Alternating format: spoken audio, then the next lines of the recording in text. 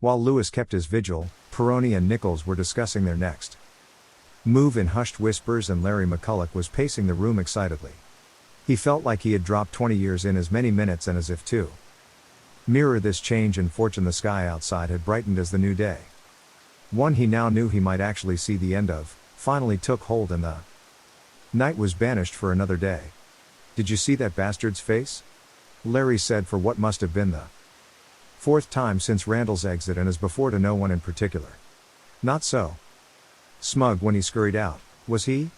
"We are far from out of the woods yet, Larry," Peroni reminded him, and moved over to the window. "See anything out there?" Nichols asked, and adjusted the towel he had put back over the box, feeling the shape of it under the material made his head pound. "I can see him, he's out in the street, bold as you like, by our car." "Well, as long as he stays out there, that's fine with me," Lewis shouted. "Through." "Indeed," Peroni agreed. As she watched, Randall seemed to be talking to himself, or more likely to some creature he had conjured. Try as she might, she could not make out so much as a slight distortion in the air that might indicate the thing's location. The collector seemed to be fiddling with something in his hands. It was difficult at this distance and in the early morning light. "Paper, perhaps?" Larry briefly joined her at the window. "We should move," he said, watching Randall. Even at this range, the bastard gave him the creeps. "While we still can. He's not going to try anything in broad daylight, is he?" He moved away from the window again as a chill ran down his spine. "Besides, we've got the big guns now." He motioned to the box. "Hate to admit it," Lewis said, "but Larry's right. He can't do anything in the middle of the street. We should get gone. Get Larry to the Vatican and hopefully never see his ugly mug again. No offense, Larry." "Ha, don't worry about it, the feeling if moved than mutual," McCulloch replied. "Could it be this easy?" Nichols wondered, biting his nails. "Just a whiff of the poem's power in Randall, the great terrible Randall, is defeated?" "No, not defeated as such, just a stalemate. But their one true chance lay in the fact that Randall and his kind thrived on secrecy. Surely, even with all his power, Randall couldn't risk an all-out battle right in the middle of this sleepy suburbia. He prayed he wouldn't have to open the box again. There was riding your luck, and then there was suicide. He tried to put the thought from his mind. "Father?" He turned to see Peroni had come away from the window and over to where he was standing deep in thought. "Yes, Anya?" Her gaze was strangely skittish. "May I see the poem?" she asked sheepishly.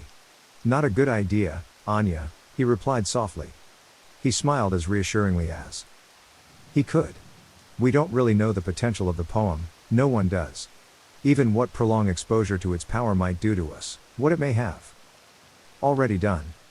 Lewis poked his head into the room. "If I get cancer, I'm suing the Vatican," he said impishly, then disappeared once more. Nichols laughed. "Good luck with that," he said, but the smile faded as he turned back to Peroni, who frowned up at him, always so serious. He signed. "Anya, look. That box is lead-lined, and that has to be for a reason. I don't want to risk any of you getting." He shrugged, unable to finish the sentence. "I understand," Peroni said, clearly disappointed. Then, after a moment's thought, said, "I just hate to think of what you happen if one of Randall's kind got a hold of it." He took her hands in his and smiled reassuringly. "Let's hope it never comes to that." He squeezed her hands gently and she forced a smile. "Heck of a night," she said. "Heck of a night, Anya," he replied. "Strange bastard," Larry said. He was back over at the window looking down into the street below. "What is it?" Peroni asked, and moved over to the window where she stood next to Larry and looked out. The car was still there, but Randall was nowhere to be seen. "Where is he?" Larry ran his hand through his thinning hair. "He just looked up at me. Waved, then walked off." "Walked off, where?" she asked. "Off down the street," Larry said, and slapped her hard on the back. "He's gone." Peroni looked less than convinced. "Oh, I don't know." "Gone," Larry repeated, and nearly danced into the middle of the room. He's had enough. He knows there's no way he can't get to me here, thanks to that box thing. Still at the window, Peroni frantically looked for the collector. But the scene was just one of bland suburban normality. Someone was walking there. Dog, 2 school children were running down the street chasing a football. Just a normal Monday morning. She kept desperately trying to find some crack in the illusion, some misplaced dark shadow, a look of malevolence on a passing pedestrian's face, but there was nothing. Larry clapped his hands behind her in delight. Can't be over, she said to herself, but her eyes didn't lie no matter how hard she tried to disbelieve them. We should go, Nichols stated firmly. While we can. Peroni spun to face him. Can't be this easy, she said to herself, but Nichols' eyes had real hope in them. He nodded to her. Okay, she said. At last, some sense, Larry remarked. I'm already packed. Ignoring Larry, Peroni checked her watch. Something wasn't right, but as yet she couldn't quite put her finger on it. She peered up into the sky, which should by her calculations be nearly fully light by now. It wasn't. The street lights were off, as they had been for a good half an hour now, and she could see the sun, which had come out from behind the thin layer of clouds stretching across the sky. So by rights the last of the night should have been chased away by the oncoming day. But it still clung on. Then as she watched, the sky began to darken, slowly at first but growing darker by the moment.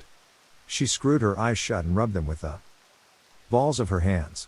She took a beat to compose herself. After all, she had been up all night, scared, on adrenaline overdrive, waiting for an attack to come at any moment.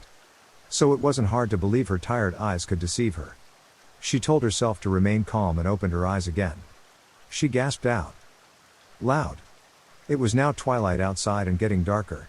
Wait, she said half-heartedly, to the approaching darkness or her companion she didn't know. They ignored her, scurrying around as they were preparing to leave. The surrounding houses and the street outside were shadows now, by rights. If this were a natural darkness, their lights should be on, as should the street lights. Darker and darker, this was no normal night. The sun was now nothing more than a dull brown stain in the sky, until as he watched on horrified it disappeared altogether, swallowed up with the rest of the outside world.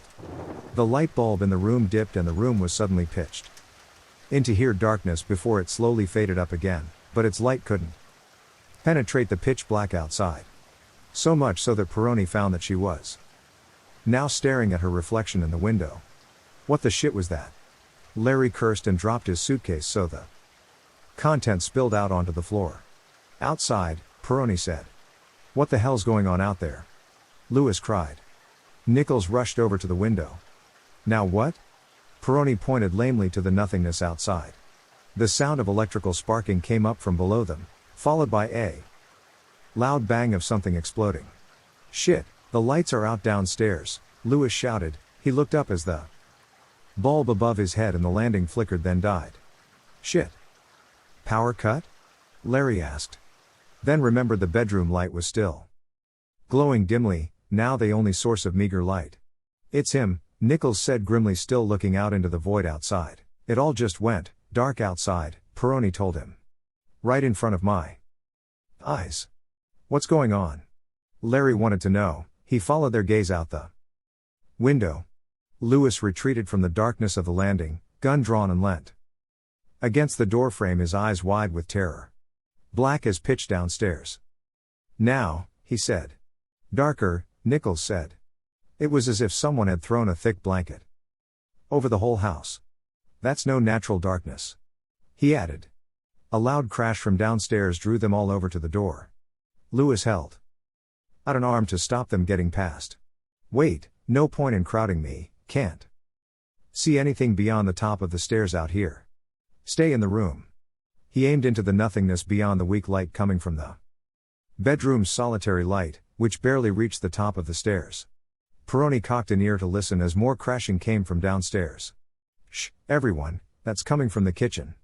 The sound of smashing glass and splintering wood thundered up through the floorboards under their very feet. Directly below them, the kitchen was being taken apart.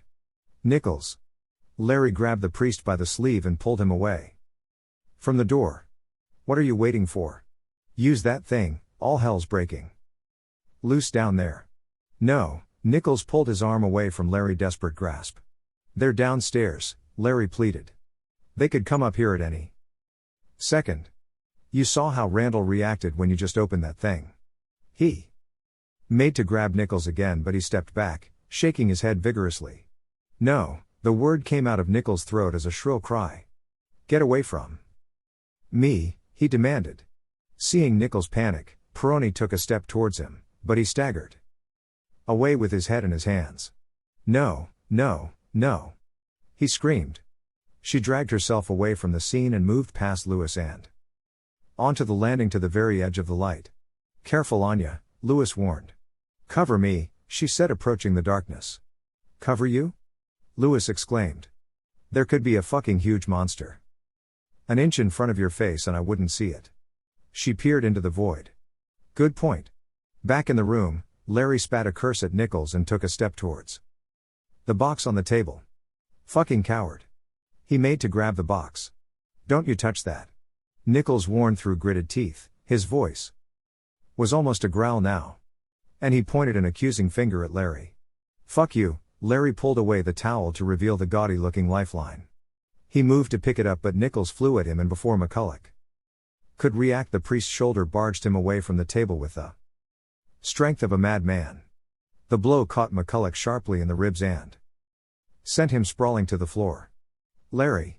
Nichols looked down at McCulloch, his face set in shock at what he had just done. Fucker, Larry snapped and rolled on his back to gawked up at him in stunned outrage. You bastard. He screamed and tried to get up, but the priest was looming over him like a lunatic, and for one horrible moment, Larry thought he was going to kick him square in the face out of blind rage, and he had a look that said if he started kicking he would not be able to stop himself until he had stomped Larry brains into mush. He desperately looked for support from Peroni or Lewis, but the Italian was nowhere to be seen, and Lewis had his back to them, aiming at something outside. Shit, Larry brought his arms up over his head to protect himself from the anticipated onslaught and closed his eyes. Seeing Larry cowering below him, the rage that was threatening to overwhelm him fled from Nichols in an instant, and with it went every ounce of energy he had left. Oh, dear God, Larry, I'm sorry. He moved to help Larry up, but McCulloch flinched. Father. Peroni came back into the room to see Nichols standing over the prone McCulloch. Both Nichols and Larry stared at her in disbelief. She was about to ask why when she realized she was aiming her pistol at Nichols. She looked down at the gun in her hand as if it were being held by someone else, then holstered the weapon. Jez, Lewis was next to her now with a look like a schoolteacher who had stumbled in on a fight between his best three pupils. Don't we have enough problems? Jesus. Larry screamed and kicked out at Nichols, finally regaining his senses. You fucking hypocrite. He shuffled on his back over to the wall and clambered up it until he was back on his feet. He had to lean against it to stop himself from falling back down in a heap. Nichols instinctively moved to help him. Don't you fucking touch me, Larry spat. Larry. Jesus, Larry winced in pain as he straightened his back and cursed to himself. Nearly getting the shit kicked out of him by a priest. Now that was a new low, even for him. Just leave me alone, he warned, and half walked, half stumbled over to his bed and sat down.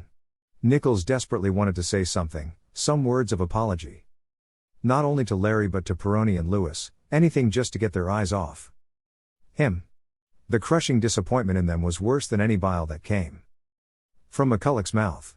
But what could he say? He was spiraling out of control again and just couldn't stop himself. Finally he sank down into a chair by the table and held his head in his hands. A scurrying sound, not unlike half a dozen rats, albeit ones the size of cats, drew Peroni and Lewis away from the pitiful scene in front of them and back onto the landing. Peroni was almost glad of the distraction, and one quite awkward glance to Lewis confirmed he felt the same. Now what? Lewis said. She shrugged and drew her pistol, making a mental note not to aim it at any priests again. God only knows, she replied. They slowly approached the void, which was as black and endless as before. But now it was radiating a bitter cold that instantly misted their breath. The temperature close by was dropping noticeably by the second. They both stopped 3 feet away as new twist assaulted their senses. Along with the sub-zero temperature came a smell not unlike a rancid meat locker.